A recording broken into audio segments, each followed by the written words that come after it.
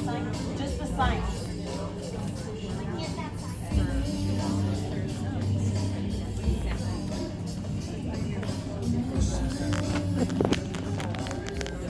All right, guys. So next, I want to welcome the person who we're doing this for, which is our nonprofit.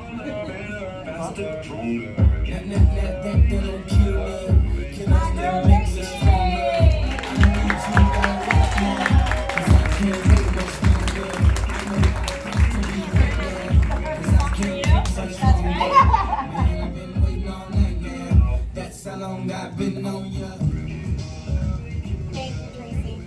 Tracy was so kind to, when we told her, hey, we want you to speak at this conference that I dreamt of and I wanted to do. And she's like, have you ever done one before? I said, absolutely not.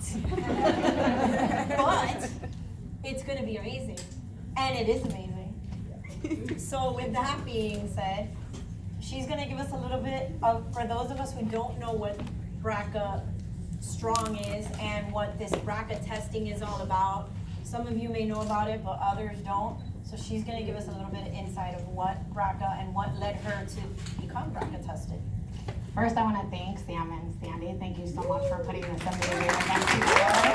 And an absolute pleasure to work with both of them. They've made this event truly happen for all of us. With that being said, I'm Tracy Milgram Posner. I'm the founder of BRCASTRONG, which was founded 4 years ago prior to starting my surgical journey. At the age of 18 and at 19, I had 2 lumpectomies, came back, thank God, benign.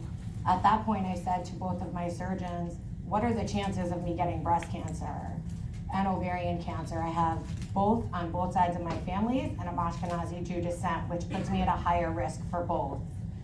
At the age of 21, they're like, we want to do a biopsy. I said, you're not giving me a biopsy unless you know that there's something wrong. What are my choices again?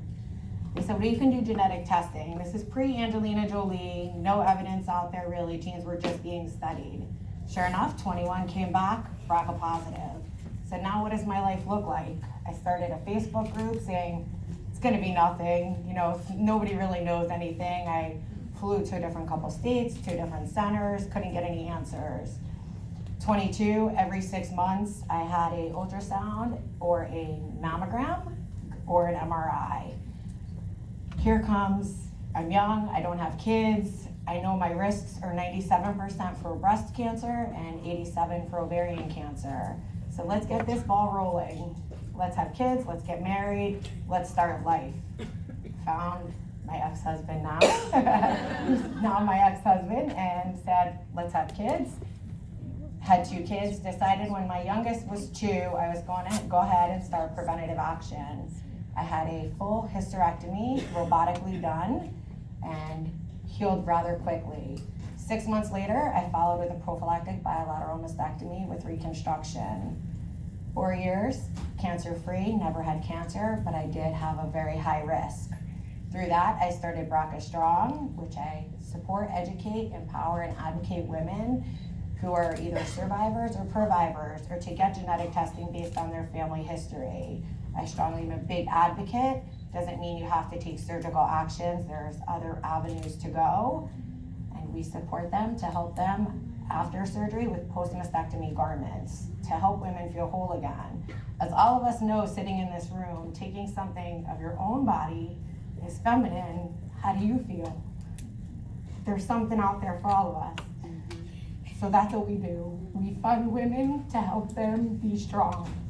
And feel whole again.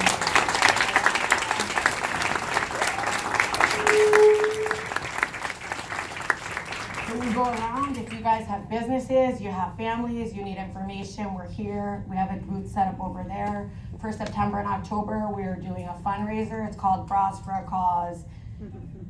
As Sam and other women in this room know, as survivors, there's support out there for research, for advocacy, but again, helping us feel whole again is my priority. I never want a woman to not feel whole. So we support all of those women and are collecting dimes.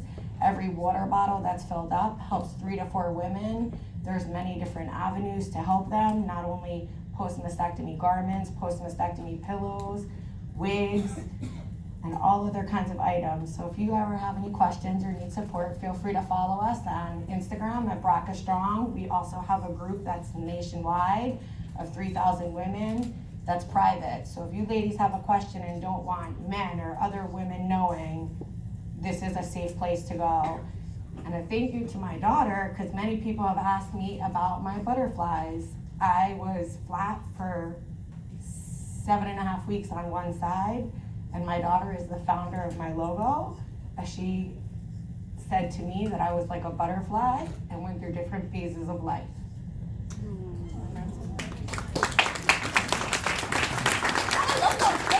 I love those things. Everyone great. So if anybody has questions, feel free to ask me. I'm here for your support. Yeah, and another thing is, when this date was picked, it was just so random. I just literally, I'm not even gonna joke, pulled it out of you know where.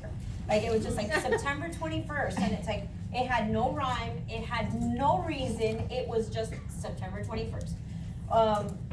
It was a date that I picked, and when we were setting up, she's like, hey, do you know that September is the month of So it's National Hereditary Breast and Ovarian Cancer Awareness. So as all of us know, October is really well known for its pink breast cancer awareness.